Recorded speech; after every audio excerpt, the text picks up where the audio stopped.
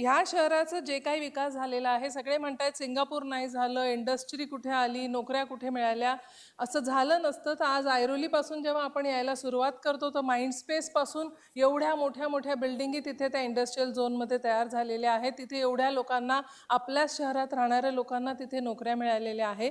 आणि त्यामधूनच जो आपण म्हणत होतो की आपल्या इन्कमचा स्तोत्र काय, तर फक्त काय आपलं प्रॉपर्टी टॅक्स नाही आहे, GST जो येतोय आपल्याकडे 1800 कोटी तो तिथून येतोय.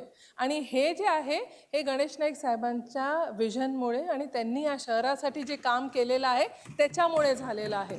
सिंगापूर होण्याचा जो विषय आहे, हे शहर ऑलरेडी सिंगापूरपेक्षा बेटर व्हायला लागलेलं आहे. कारण आपण जेव्हा म्हणतो की सिंगापूरसारखं शहर म्हणजे काय म्हणत होतो आपण जे म्हणत होतो ते सगळे या शहरात आहे.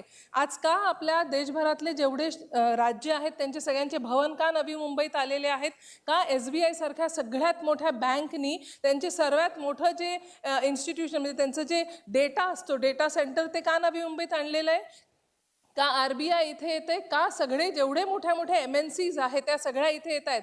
आज तर आपले आदरणीय मुख्यमंत्री देवेंद्र फडणवीस साहेबांची स्वप्न आहे की नवी मुंबईमध्ये सगळ्यात मोठं डेटा सेंटर आलं पाहिजे आणि सगळ्यात मोठं इवन जे इन्स्टिट्यूशन्स आहेत म्हणजे सगळे बाहेरचे युनिव्हर्सिटीज जे येणार आहेत ते सगळे ह्या शहरामध्ये येणार आहेत.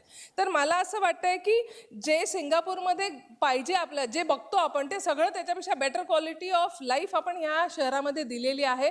प्रशस्त रस्ते आहेत, स्वच्छता आहे, शाळा आहेत, गार्डन आहेत आणि त्याच्या बरोबरीने एक अशी सुविधा दिलेली आहे की आपण कुठलाही टॅक्स वाढवलेला नाहीये.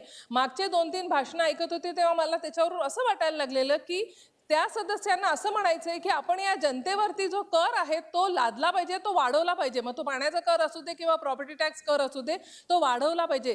का वाढवल्याशिवाय कसं काय न वाढवता कसं काय आपण या शहराचं नियोजन प्रॉपरली करू शकतो, ही स्किल जी आहे ती आपण सगळे निवडून आलेलो जे प्रतिनिधी आहे आपल्यामध्ये असली पाहिजे. आपण कसं काय हे जे बजेट आपण आज प्रेझेंट केलेलं आहे इथे आपल्या स्थायी समितीने, त्याचा जो रेव्हेन्यू आहे, जे आपल्याकडे आत्ता पैसे येतात त्यांना कसे काय वापरले पाहिजे, हेच तर स्किल आपल्याला आपण जे निवडून आलेलो आपल्याला दाखवायचे.